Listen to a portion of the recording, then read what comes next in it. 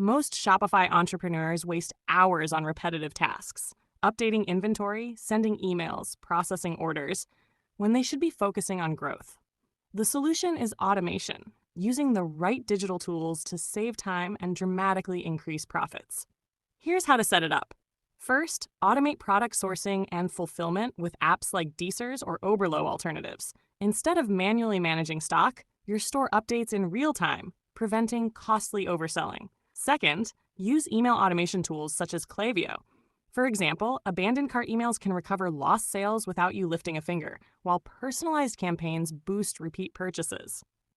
Third, integrate finance and analytics automation.